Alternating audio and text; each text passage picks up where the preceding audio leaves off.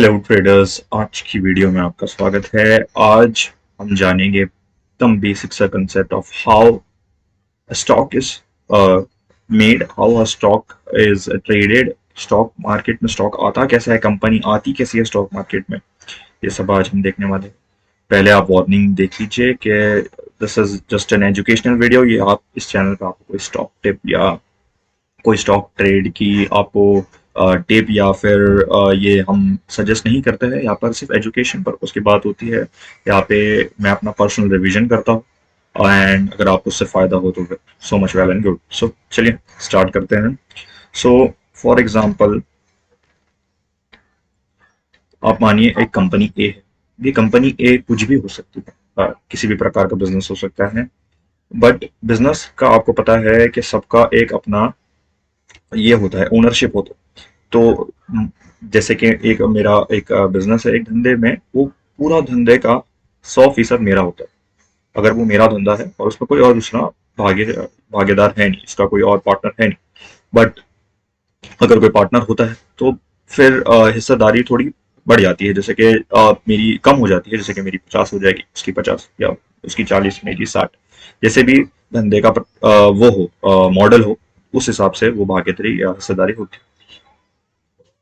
But अगर मुझे पैसे की जरूरत पड़ जाए, जैसे कि अगर आपने शार्क टैंक इंडिया या शार्क टैंक यूएसए आपने फॉलो किया है, तो आपको पता है इक्विटी डिस्ट्रीब्यूशन कैसा होता है। अगर मुझे कुछ पैसे की या बिजनेस, मुझे एक ऐसा इन्वेस्टर चाहिए, मेरे मेरे और मेरे पार्टनर के अलावा भी मुझे ऐसा एक ये इन्वेस्टर चाहिए जिसके अब टचेस हो, जिसके पास पैसा भी हो, जो हमारे बिजनेस में पैसा भी डाले, और उसके टचेस भी हो, जिससे हमारा बिजनेस फास्ट ग्रो करे। जैसे कि हम जो अब जितनी आमदनी हमारी है उस हिसाब से हम 10 साल में जितना आगे जा सकते हैं, इन्वेस्टर की मदद से हम 1 साल में उतना जा सकते हैं।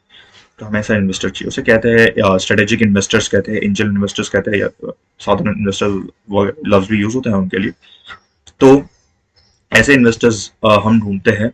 तो जब हम ढूंढते हैं तो मतलब वो लाते हैं बड़ी अमाउंट, जिससे हमारी अगर फॉर एग्जांपल 10 करोड़ की हमारा मार्केट कैपिटलाइजेशन था बिजनेस का, हमारा एसेट्स अमाउंट मिला के सब मिला के ये अटका हुआ मिला के अगर हम 10 करोड़ मांगते हैं, हमारा बिजनेस था। तो उस हिसाब से वो हमारी कंपनी में हम उसे देते हैं कि हमारा 10 करोड़ का बिजनेस है भाई, आपको हम 20 टक्का देंगे। आप आ जाइए हमारे, जैसे कि यहाँ एग्जाम्पल में आप स्क्रीन पर देख सकते हैं। आप आ जाइए, हमें आप 10 करोड़ के हिसाब से 20 लाख दे दीजिए बराबर। एंड हमारी बाकी की हिस्सेदारी हम आपस में पार्टनर डिस्कस कर लेंगे। और वो पैसा डालता है 10 करोड़ के हिसाब से 20 हुए 2 के आसपास, तो वो डालता है और अपना बिजनेस में, आपके बिजनेस में आपका साथ हो जाता है। बट वो इन्वेस्टर को अपना एग्जिट भी तो चाहिए, मतलब एग्जिट इन द सेंस, अब वो कि आपके बिजनेस की आमदनी होगी शायद 10 करोड़ का बिजनेस है, 10 लाख, 20 लाख, 50 लाख, ज्यादा से ज्यादा, है ना। अब उसमें से वो जो पैसा आता है आपको, उसमें से आपके इंटरनल डिविजन्स होंगे फॉर एवरी शेयर होल्डर्स। जैसे कि मेन शेयर होल्डर तो आप और अनिरुद्ध हो गए, है ना। और मतलब आपके बिजनेस के पार्टनर और आप हो गए। और फिर उसके बाद बिजनेस भी खुद में एक प्रायोरिटी होता है, बिजनेस में भी पैसा थोड़ा डालना पड़ता है। हमें कुछ खरीदना हो, है हमें कुछ एसेट्स बाय करना हो, या हमें एसेट्स रिफ्यूल करना हो। और फिर इन्वेस्टर को भी कुछ अमाउंट जाती है, बट वो कुछ अमाउंट जाती है। अब वो भाई, उससे बिजनेस में उसका ताल्लुक नहीं, उसके ऐसे हजारों बिजनेस होंगे, इन्वेस्टर है वो। अब वो अपना ऐसे 1-1 लाख, 2-2, 20, 10-10 लाख का आते आते वो अपना कब 2 करोड़ का वो करेगा, एक्यूमुलेट करेगा। बस इतना टाइम नहीं, वो लोग इन्वेस्टर है, वो चाहते हैं हम अपना इतने इतने पैसे लेके कहीं और डाले, वो 2 करोड़ का 4 कर दे, 4 का 8 कर दे, बराबर। उनके पास टाइम नहीं होता, तो वो सोचते हैं कि कंपनी में कैसा है। तो उनका सबसे बेसिक फंडा होता है इन्वेस्टर्स का, अगर वो कंपनी में इन्वेस्ट भी अक्सर ऐसी कंपनियों में ही करते हैं जो कि पब्लिक हो सके। पब्लिक हो सके मतलब स्टॉक मार्केट में कंपनी आ सके, लिस्ट हो सके, वो कंपनी का आईपीओ आए। तो ये होता है उनका लॉजिक। ये हमारे लिए जानना जरूरी क्यों है कि हमारे लिए बहुत सारे फैक्टर्स हैं, हम भी एक कंपनी के इन्वेस्टर होते हैं हम। तो थोड़ा साइकोलॉजी समझे, ये आता कैसे है, ये भी बहुत अच्छी जानकारी है। ऐसा तो नहीं होता है, कुछ उसके फैक्टर्स होते हैं कंपनी के, कुछ साइबेरिया के क्राइटेरियाज होते हैं कि कंपनी कब आ सकती है ना, वो आप जाके देख सकते हैं अपना। मैं तो आपका कंसेप्ट क्लियर कर रहा हूँ कि ऐसा होता है। तो वो इन्वेस्टर जो एग्जिट, जब पब्लिक जाएगी, एग्जिट तब होगा जब पब्लिक जाएगी, तो उसे एक साथ बड़ी अमाउंट मिल जाती है। समझ रहे हैं आप। तो उससे वो अमाउंट भी मिल जाती है, क्या वो हम हमारी सी पब्लिक ऐसी बहुत सारे इन्वेस्टर्स आते हैं और बड़ा पैसा उसका आईपीओ खरीद लेते हैं। आईपीओ खरीदना मतलब एक चंक जाता है कंपनी का, कुछ 10%, 20%, 30% चंक जाता है सेबी के मार्केट में। एंड उसके कई सारे टुकड़े होते हैं ऑन द फैक्टर कि वो कितने रुपए का प्राइस डिसाइड किया सेबी ने, उसकी कंपनी का मार्केट ऑनर वो एक होता है, ग्रे मार्केट प्राइसेस होते हैं, बहुत सारे कंसेप्ट होते हैं, आप आगे पढ़ेंगे।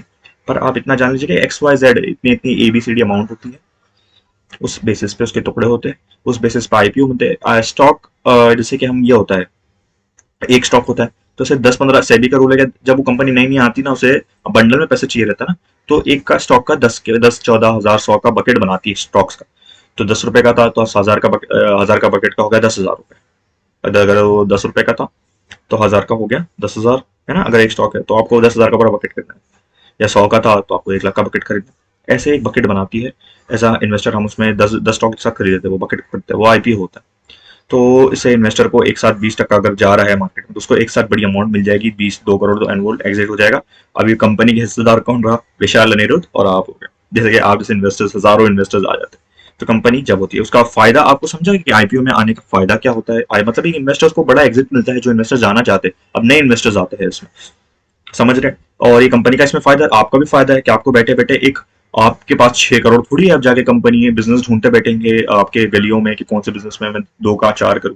ऑब्वियसली आप रिटेल ट्रेडर है, आपके पास 1000 50,000 1 लाख रुपया होता है, और आपको उसमें प्रॉफिट बनाना होता है 10 11 12% या 21%, जैसे कि जो भी आपका इन्फ्लेशन माइनस रेट हुआ।